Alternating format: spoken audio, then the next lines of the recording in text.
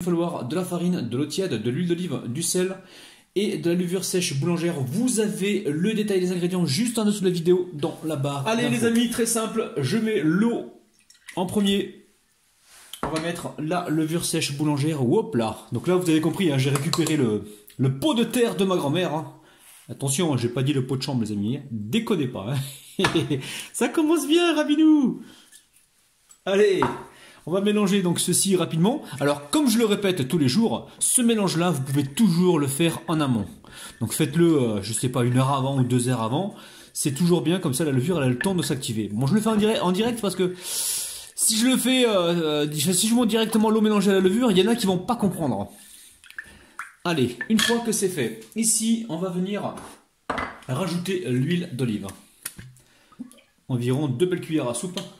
Alors j'utilise de l'huile d'olive bio. Je vous dis sincèrement, en magasin, c'est peut-être 1 ou 2 euros supplémentaires. Mais ça vaut le coup. Sincèrement, ça vaut le coup. Alors une fois qu'on a mélangé ça, ici on va venir y mettre la farine. Alors, la farine. Là j'ai le sel les amis. Le sel je le mets toujours au dernier moment, une fois que j'ai fait un petit peu mon mélange. Et là je viens mélanger. Alors vous pouvez faire le mélange directement à la main. Mais moi j'ai pas envie de me dégalasser tout de suite la main. Donc je vais d'abord commencer avec la cuillère en bois et terminer donc le travail à la mano les amis. Alors la famille, dites-moi dans les commentaires si vous préférez travailler la pâte à la main ou au robot. J'aimerais bien le savoir. Allez, là on va chercher toute la farine qui se trouve sur le côté. Et juste après je vous dirai donc la quantité exacte que j'ai utilisée donc pour réaliser. Là maintenant le but du jeu, ça va être de récupérer donc toute la pâte qui se trouve donc sur les parois. Et on va travailler donc cette pâte environ, je sais pas moi, environ 3-4 minutes. Alors vous savez que moi j'aime bien plaquer donc la pâte sur le plan de travail. Alors les amis, je viens de me rendre compte que j'ai oublié le sel, donc pas de panique. Je mets 10 grammes d'eau tiède dans l'eau. Je rajoute ici le sel. Alors le sel, on va le laisser dissoudre comme ceci là rapidement dans l'eau tiède. Vous allez voir, ça va aller assez vite. Je vais vous dire la quantité exacte que j'ai utilisée pour réaliser cette pâte. Et donc maintenant, il ne me reste plus qu'à faire pénétrer donc le sel dans la pâte. Donc faites attention vous de votre côté de ne pas oublier le sel, je voulais le mettre au dernier moment et à chaque fois je me fais avoir. Donc là on va mélanger correctement. Le principal c'est quand même de s'en apercevoir avant, parce que si vous en apercevez trop tard... Bon allez, on va mélanger quelques minutes et ce sera bon pour nous. Allez ça y est, la pâte est prête, je la mets tout de suite dans un sac en plastique. Ou alors vous la mettez, vous la filmez, vous faites ce que vous voulez. Donc moi j'avais un sac plastique, je me suis dit je vais l'utiliser. Donc là... je retire l'air, un maximum d'air. Alors, je vais vous dire tout de suite ce que j'ai mis à l'intérieur. Donc, avec les 10 grammes d'eau que j'ai rajouté, je vous compte le tout.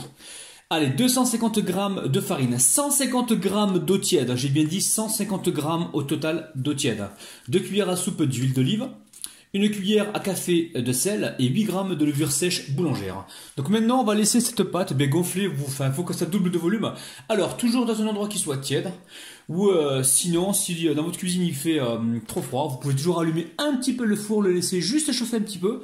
Pas trop chaud, hein, juste qu'il soit à 25 degrés pour que la pâte puisse... Alors les amis, écoutez-moi bien. Ici, j'ai 6 cuisses de poulet. Donc j'ai enlevé le gras. J'ai peut-être pas besoin de tout ça. Hein. J'ai peut-être besoin de 4 cuisses de poulet. On verra. Donc je cuis tout parce que ça m'évite d'avoir 2 cuisses de poulet qui traînent au frigo et après on se fait engueuler dans tous les sens. Vous avez très bien compris ce que je voulais dire. Donc franchement, travaillez toujours avec une optique d'économie. Donc là j'ai 6 cuisses de poulet, j'ai retiré la peau. Ici j'ai une belle cuillère à soupe de moutarde, 1 cuillère à soupe de paprika. Ici j'ai une demi-cuillère à café de poivre, 1 cuillère à soupe ici de ras el hanout et une pointe de curcuma en environ une demi-cuillère à café.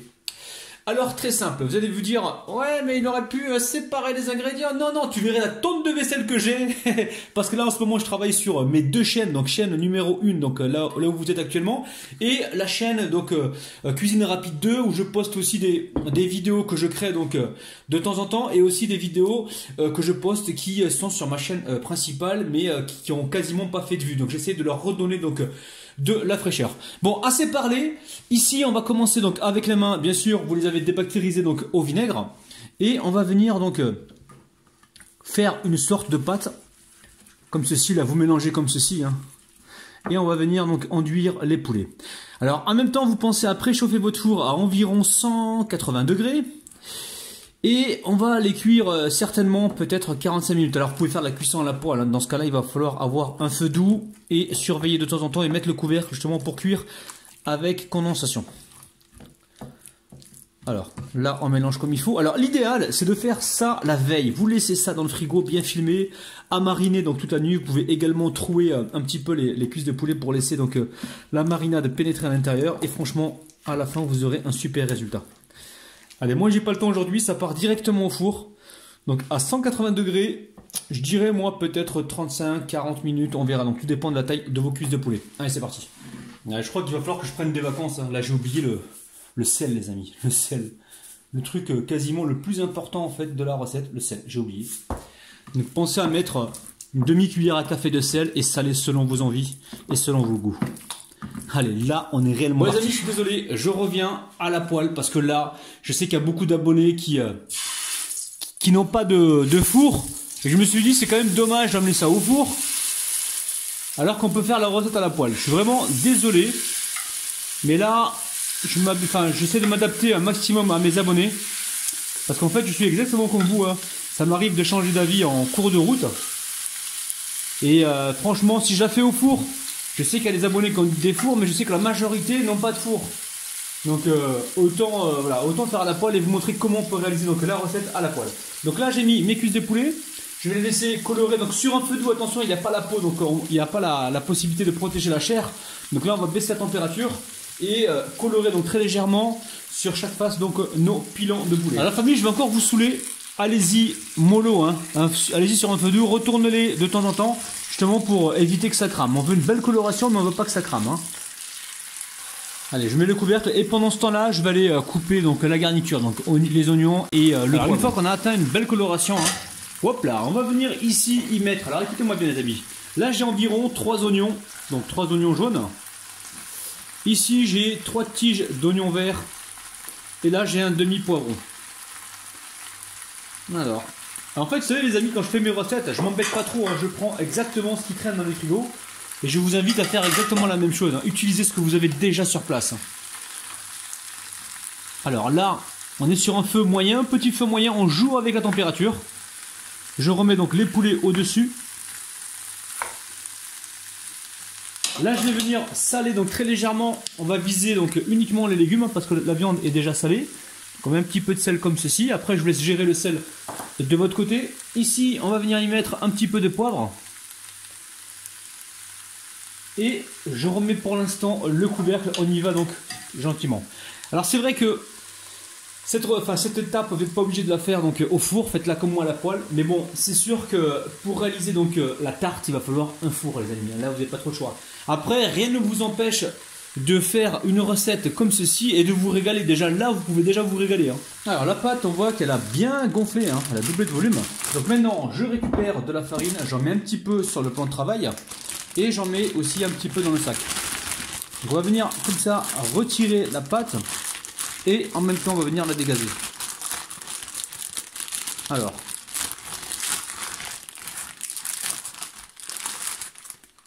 je récupère ma pâte. Je la farine dans les deux sens et ensuite je récupère mon rouleau. Donc là le but du jeu ça va être de venir, oh là là, je commence à bien parler moi. Alors là le but du jeu c'est d'étaler donc la pâte pour que justement elle puisse s'encastrer dans mon moule que vous connaissez par cœur. Allez. Là je retourne à chaque fois. Alors la pâte, il faut que vous l'étaliez donc suffisamment grande pour qu'elle puisse donc créer des bordures sur le moule à tarte. Alors là, ce qu'il faut penser, c'est que la pâte, elle se rétrécit toute seule quand vous l'étalez. Donc je vais récupérer le mètre et vous dire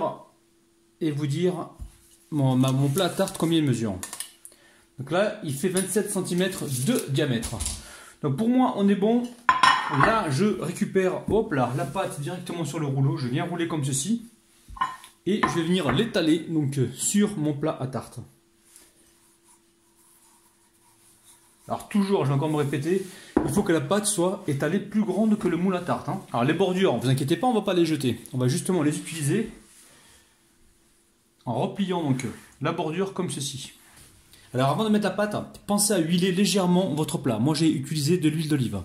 Donc là, vous faites comme ça. Alors regardez, vous appuyez avec le pouce et vous redescendez un petit peu la pâte comme ça pour lui donner donc le niveau du plat. Donc là, on appuie bien comme il faut. Ensuite, on va venir faire des trous rapidement. Hein. Quelques trous, hein. Il ne s'agit pas de faire beaucoup de trous. On peut même en faire un petit peu sur les côtés.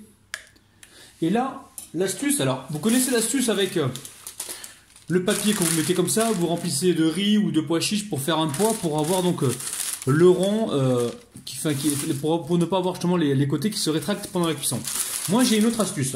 Vous récupérez un plat comme ceci, donc un plat, alors essayez de prendre un plat qui rentre pile poil comme ça dans le moule à tarte. Soit un plat, soit une passoire, soit... il y a toujours quelque chose à la maison, vous inquiétez pas. Donc là je vais mettre un papier, je fais attention de ne pas écraser ma pâte. Et je viens comme ça descendre le plat. Donc là on va faire une première cuisson au four. Alors première cuisson au four à 180 degrés ou 200 degrés pendant environ, on va dire, environ 10-15 minutes pour précuire un peu la pâte. Allez, direction le four. Alors pour réaliser donc le gratinage, donc ce qui va aller au-dessus de la tarte, nous allons utiliser 2 œufs. Alors 2 œufs, ici je vais utiliser environ, la famille, allez, environ 15 centilitres voire 20 centilitres de lait, mais je suis plutôt à 15 centilitres. On va mélanger ça rapidement. Alors on peut venir saler et poivrer les amis, hein. Et comme on va mettre du fromage râpé, j'ai envie de pas trop saler parce que moi j'aime pas les plats qui sont trop salés. Bon, maintenant si vous êtes accro au sel, moi je vais quand même vous conseiller de faire attention pour votre petite santé quand même. Et si vous ne pouvez pas faire autrement, ben dans ce cas là mettez-en même un petit peu les amis, faites-moi plaisir. Prenez soin de votre santé s'il vous plaît les amis. Allez, on va mettre le fromage râpé. Alors je vais vous parler d'un truc les amis, parce que j'ai des gens autour de moi, alors ce ne sont pas forcément mes amis, ce sont des gens que je rencontre qui me disent mais avec ton savoir-faire, entre guillemets, je ne me considère pas comme quelqu'un qui a un grand savoir-faire, mais bon, on va quand même rentrer dans leur discours.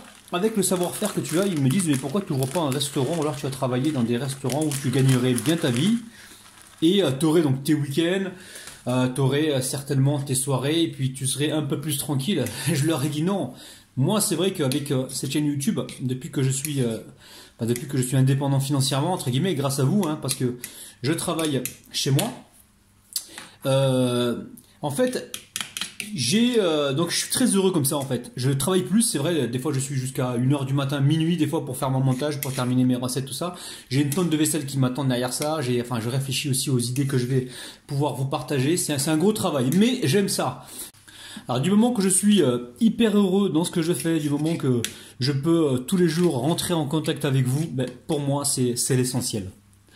Bon voilà, assez parlé Rabinou. Donc là, j'ai mis donc le fromage râpé en environ 3 belles poignées. Hein. J'en rajoute encore une poignée. Donc là on est à 4 poignées environ, 4 poignées de fromage râpé. On a environ 15 à 20 centilitres de lait et 2 œufs.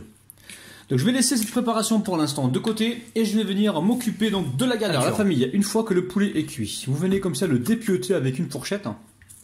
On va retirer la chair. Alors vous inquiétez pas, le poulet il est juste cuit hein, comme il faut. Maintenant il va subir une deuxième cuisson. Hein. Donc vous amusez pas à trop le cuire. Donc là les os on va les retirer et on va garder que la chair que l'on va couper donc tout à l'heure en petits morceaux. Alors pour l'instant on retire juste la chair comme ceci. Alors je viens de retirer donc le pain du four. Donc j'avais mis tout à l'heure le papier avec le moule, j'ai retiré ça. J'ai cuit ça environ 15 minutes. Hein. Alors je suis en train de penser tout à l'heure, si jamais ma mère elle rentre, enfin elle n'est pas là en ce moment, mais bon si jamais elle rentre dans la cuisine et qu'elle me voit en train de faire ça, elle va me dire wesh qu'est-ce al khanz al bistra ou là. Vous voulez que je traduise? Qu'est-ce que tu fais vilain? T'es en train de faire une pastilla ou quoi? Bon bref, allez on continue les amis. Alors la famille, l'astuce pour ne pas travailler comme un petit hellof, c'est de prendre les ciseaux comme ça et de taillader comme ça les morceaux de viande. Et ainsi vous n'allez pas vous dégueulasser les mains les amis. Parce que là je vous vois arriver là. Eh, il n'y a pas de gros, il utilise les mains, c'est un gros hellof. Eh non les amis, Rabinou a trouvé la petite astuce, le ciseau et la fourchette. Oh là là là là, j'ai raté ma vocation, j'aurais pu être coiffeur les amis. Donc là, la pré-cuisson, elle a duré 15 minutes à environ 200 degrés, les amis. Alors, maintenant, je vais y verser ma garniture. Alors, c'est vrai qu'au départ, j'avais dit que 6 cuisses, c'était beaucoup, mais je trouve que c'est juste ce qu'il faut. Donc, restez bien sur 6 cuisses, les amis. Donc là, on a découpé grossièrement donc, au ciseau. Alors il y a un peu de jus qui va partir au fond en fait, qui va imbiber le pain, mais comme le pain est déjà pré-cuit, il va absorber du jus et ça va être gourmand donc à la dégustation. C'est pour ça qu'il faut pré-cuire absolument la pâte, hein, sinon vous allez vous retrouver avec quelque chose qui est complètement ma'jun. Alors ma'jun c'est qui est pâteux en fait.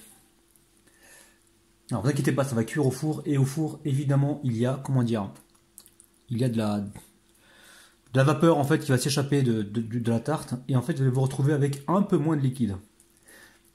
Justement on veut pas quelque chose de sec. Alors attention au liquide les amis, parce qu'il y a des fromages qui absorbent plus que d'autres. Donc commencez par 10 centilitres de lait et rajoutez si besoin. Mais je pense que 10 centilitres ça devrait le faire. Hein. Et laissez surtout le lait absorber comme ceci le fromage. Hein. J'avais dit 15 à 20 centilitres au départ, mais non. 10 centilitres de lait, ça suffira largement, parce qu'il y a des fromages qui absorbent plus que d'autres. Allez, là le four est en train de préchauffer. Et je vais certainement enfourner ça jusqu'à temps que ça gratine. On va l'enfourner à environ, on va dire 180 degrés, peut-être 200 degrés. Donc on surveille bien la cuisson. Alors les amis, ne faites pas les têtus comme moi, hein. Surtout si vous voyez qu'il y a beaucoup de jus, hein. N'hésitez pas à venir comme ça le retirer. Parce que sinon vous allez vous retrouver avec un four plein de jus. Ça j'aurais dû le faire au départ, mais c'est pas grave, c'est jamais trop tard les amis. Je préfère vous montrer en direct ce que je fais, au lieu de jouer au cachotier, puis après vous allez vous retrouver avec une surprise, hein, ou des surprises. Hein. C'est pas du tout mon but. Donc là j'enlève un petit peu de jus, hein. C'est pas énorme ce que j'enlève. On enlève un petit peu. On va enlever ici aussi. Et là on est bon. Hop là. Pas plus, juste un peu de jus. Pour pas que ça déborde, parce que sinon dans le four ça va blum blum blum blum, vous voyez ce que je veux dire? Il va y en avoir partout. Allez, je vais pas me répéter, non, j'ai déjà dit. Donc j'amène ça au four et je surveille la cuisson. Allez, c'est parti. Alors après 22 minutes de cuisson à 180 degrés, donc j'ai baissé un petit peu la température. Donc notre plat est bien gratiné. Alors très important, ce que je vous ai montré là, la bordure, vous la doublez comme ça pour lui permettre d'absorber du jus. Retirez donc un peu de jus au départ, parce que franchement si vous laissez trop de jus, ça va pas être terrible. Donc retirez un peu de jus, mettez ça au four. Et une fois que c'est gratiné, que c'est cuit comme ça, ne la coupez pas tout de suite, attendez bien qu'elle se repose, parce qu'en se reposant, donc elle va absorber du jus. Donc moi je vais laisser environ 20 minutes, 25 minutes donc reposer avant de pouvoir la découper et la déguster donc avec. Alors là, ça a bien refroidi, je me suis assuré que ça se décolle bien sur les côtés. Alors il y a deux écoles, soit vous le laissez directement dans le plat et là vous découpez vos parts, ou soit vous pensez à le démouler. Donc là on va toucher le dessus, vous allez voir que on voit que c'est pris les amis, donc faites bien, enfin respectez bien les étapes que je vous ai indiquées. Hein. Donc là je dépose, alors on va faire mieux que ça, oui. On dépose par-dessus donc une planche, hop là, vous voyez bien, on va venir le démouler rapidement. Allez, hop, je mets ça directement sur donc, ma planche en bois. Ici je viens m'assurer sans forcer que ça se démoule. Je dépose mon assiette par-dessus. Hop là, ni vu ni connu, bismillah, hop là. Et regardez-moi ça, le tour est joué. On a une superbe tarte au poulet avec une pâte à pain les amis. C'est un truc de malade. Oh là là là là les amis. Allez, je récupère un couteau, je vais venir me couper une jolie part. En même temps, j'en profite les amis pour tous vous dédicacer. Vous inquiétez pas, prochainement je suis en train de penser à une autre forme de dédicace que je vais mettre en place. Je vais la mettre en place et je vais pouvoir donc vous dédicacer donc d'une autre manière. Allez, on va se couper une jolie part. Bismillah. Oh là là là là. Alors, il reste encore un peu de jus. Je vais vous montrer l'intérieur, les amis. Regardez-moi ça. C'est un truc de malade. Oh, oh, oh, oh, oh. Allez, je vais mettre la part directement sur l'assiette. Donc, les amis, entre nous, hein, pensez à retirer un maximum de jus. Je parle du jus de poulet, hein, avec le poulet, tout ça. Retirez un maximum de jus, sinon vous allez vous retrouver avec du jus comme ça au fond. Bon, c'est pas grave parce que c'est super bon. Et en plus, donc là, c'est encore tiède.